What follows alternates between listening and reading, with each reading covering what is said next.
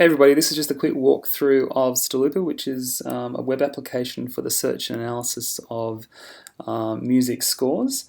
I built this software, I guess, for a range of reasons. One is for musicologists to be able to easily search through music scores and use it as a way to find things in large music scores very easily, like instrumental combinations and particular phrases and different keys and that kind of thing. I also built it as a just-in-time environment for composers to work in, to find, again, to find examples if they wanted to write in a particular style of composer or something like that, and also just generally to be able to search through sheet music very quickly. I might just jump straight into the application at the moment. You can sort of see here on the left there's a whole different range of ways to search through to search scores. You can and they essentially are they're filters on the whole corpus, so you can filter by nationality or composer or by title or collection or genre or something like that. And there's also some range filters as well. If you want to set composition year, or you only want to look at a lower range of frequencies or pitches or something like that. And then down the bottom here, there's also more nuanced query searching. So if you're searching for particular melodies in particular keys or particular rhythms, that sort of thing, or particular chord voicings. So I might just throw in we'll just filter by bark at the moment. So if I sort of hit search there, what it's returning to me is, so it's actually just gone and asked the database, is there any notes in the corpus that meets the criteria of being a note by bark, and then just returning some stuff for me. It also returns some contextual information, so when it finds a note in the corpus, it returns the notes on either side of it, so it makes sense to us.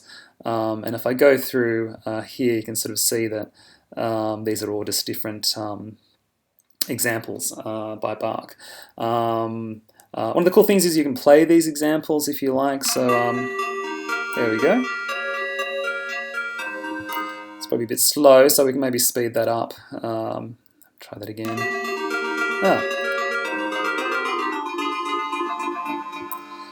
And I've also got a built-in synth, so there's a back-end synth which is built in Tone.js, and we can change the sound of the synth if you like. So I don't know, maybe we'll pop in something like that and see what happens. Look,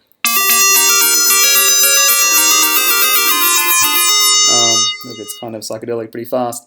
So yeah, it's a way to sort of interact, I guess, in the score in different ways and explore different textures with the synth. At the moment, I've built the synth really just at the voice level, so it's actually getting each voice in the music and giving it some settings. But I will, at some point in the future, rebuild it so it's really at the instrument level where it probably wants to be, so we can have individual instruments and change their volumes and their effects and all that kind of thing. So to really find new ways to explore existing scores. The other things, where else can we? No.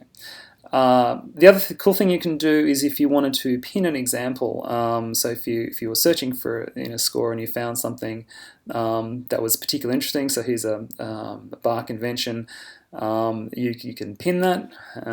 At the moment we're not authenticated in because I haven't built the authentication yet, but it's possible to just save that into a collection, and then maybe I'll find here's another bark example from an invention, so maybe I'll pin that one as well.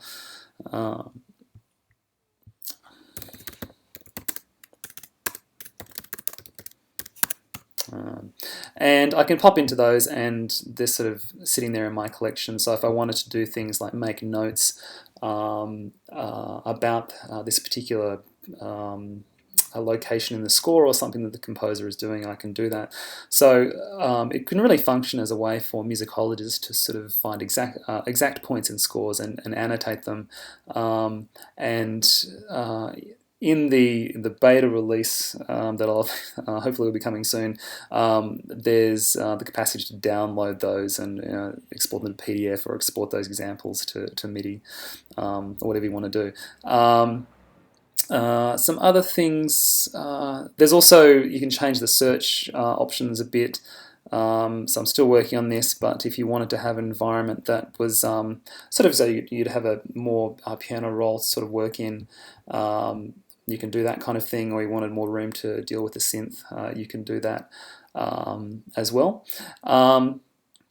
So that's the main features at the moment. I'm also building out a user module which does things like looks at how different users use this software, so I can compare, I guess, different people exploring the corpus and find out the similarity between those people, which I think is really exciting in terms of having music theory being more of a crowdsourced phenomenon rather than a set of static rules.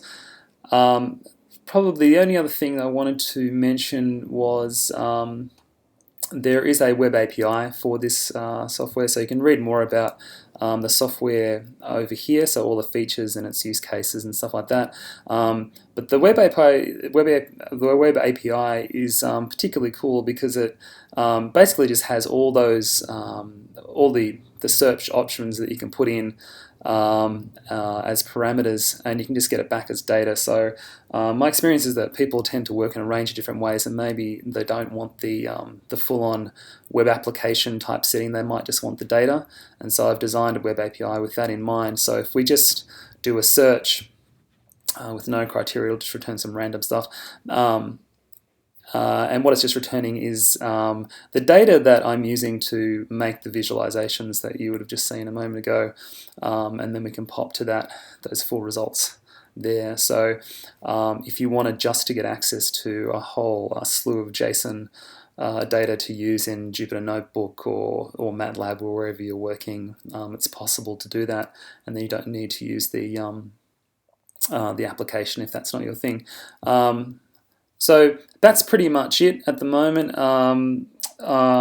This is part of a PhD project which I'm hoping to wrap up in the next 3 months.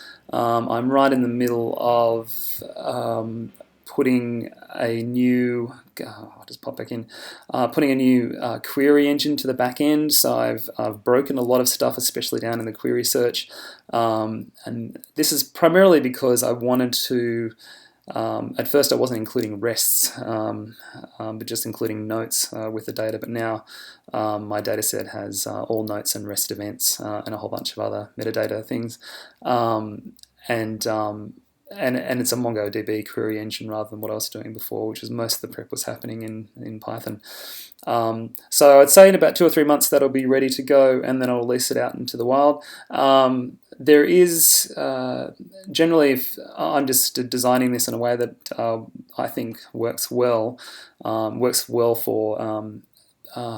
the kinds of questions that musicians have and musicologists have, and just based on conversations I'm having. But if you want any particular functionality, or if you have any feedback, please just send me an email or let me know.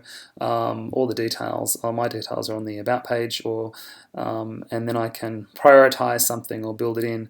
And finally, there's a couple of other related projects which I don't have time to get to at the moment, but if anyone's interested in those, just get in touch with me. All right, thanks very much for watching.